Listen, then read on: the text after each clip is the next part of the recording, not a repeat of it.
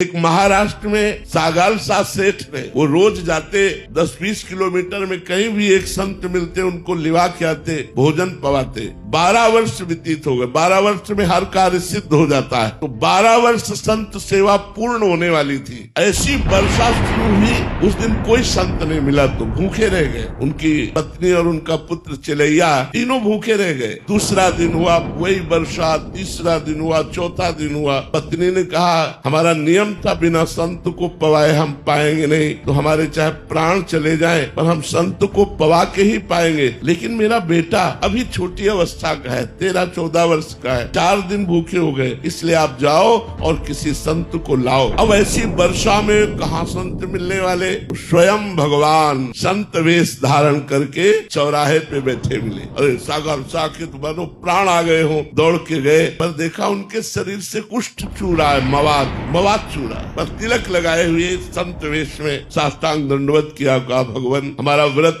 था, बिना संतों को भोजन पवाए हम पा नहीं सकते। 4 दिन हो गए, हमारे परिवार में किसी ने जल भी नहीं पिया। आप चलें और प्रसाद पाए और हमारे परिवार के प्राणों की रक्षा हो जाए, हमारे नियम की पूर्ति हो जाए। उनका हाँ चल सकते हो, लेकिन मैं चलने लायक नहीं हूँ, मुझे कोई अपने कांधे पे ले चले। तो उनका आओ प्रभु मेरे कांधे पे बैठो। उनका नहीं, एक आदमी तो मक्खी उड़ाने के लिए चाहिए ना, अपनी पत्नी को लिवा के लाओ। गए घर में पत्नी से कहा, पत्नी आई, जे ही वो बीभत्स रूप देखा, यहाँ घाव मवाद चूरा है। और उसके मन में आया नहीं संत के प्रति दोष दर्शन नहीं करना, मुझे संत सेवा करनी, इसलिए बैठा ला। अब वो इतनी दुर्गंध भगवान ने बढ़ा दी कि दोनों पति पत्नी छोड़कर भाग जाए। लेकिन गोविंद गोविंद गोविंद एक एक कदम भगवान नाम जप करते हुए घर पहुँचे। उनको स्नान कराया, चंदन लगाया। उन्होंने फिर खीर पुआ ये अच्छे पदार्थ सामने रखे। भगवान जो संत वेश में कुष्ठी रूप में थे, उन्होंने कहा